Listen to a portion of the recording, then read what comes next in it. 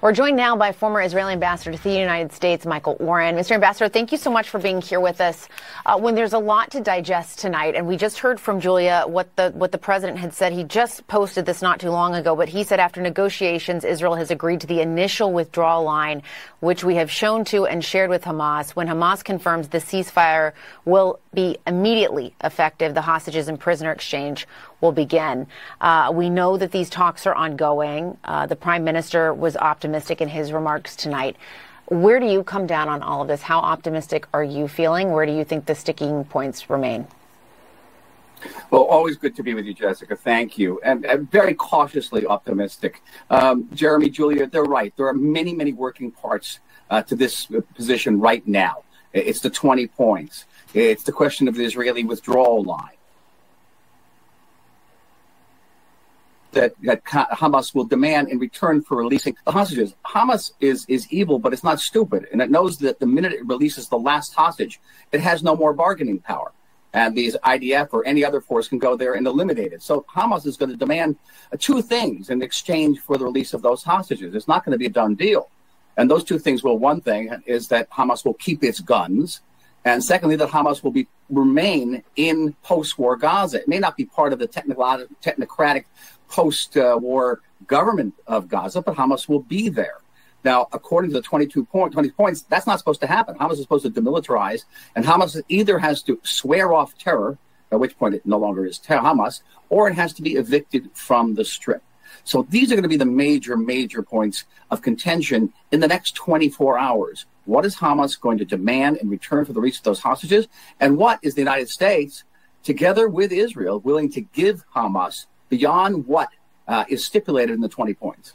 And you mentioned the United States and Israel, obviously two key, Israel and the U.S., of course, key factors here. But there's also the idea about the other Gulf states and the regional partners that they've enlisted to try to force Hamas, thinking about something, like the Qataris and others, push Hamas to the table as well. What role do they have in all of this?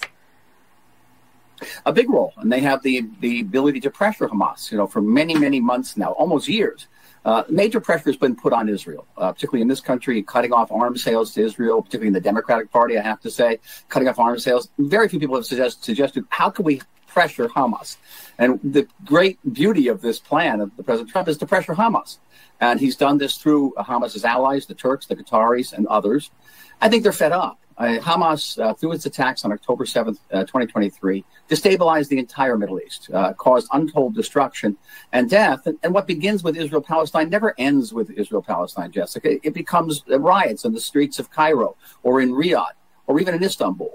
And so I think all Middle Eastern states, even if they don't agree with one another, or certainly don't agree with Israel or with the United States, all want to put an end to the world, and they want war, and they want to see Hamas out. They're angry. And even they are not willing to pay a big price to keep Hamas with its guns or Hamas in power in Gaza.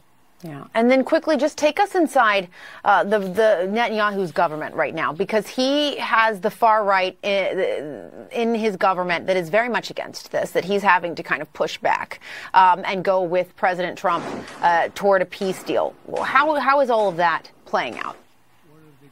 Yeah, he's riding in a rodeo is what he's doing. And it's question is how long he can stay on, because it's not just the issue of the ceasefire, the hostages. Many of these parties in the right wing want to continue the war. They want to evict the Palestinians from Gaza. They want to resettle the Gaza Strip with Israeli settlements. And beyond that, the 20 points call for discussions with Arab partners toward a credible, what they call a credible pathway to a Palestinian state, and also the involvement of the Palestinian Authority and the future governance of Gaza. All of that is a red line for these radical right-wing parties. Netanyahu was coming back and saying to the Israeli public, saying, look, we have to keep on the side of Donald Trump, who's been the greatest friend we've ever known. And if we do get peace in Gaza, we'll get peace with Saudi Arabia. And peace with Saudi Arabia means peace not just with the most influential Arab country, it's peace with the entire Sunni world, which will be transformative for the state of Israel in the Middle East. Those are powerful messages that the prime minister can give to the people of Israel.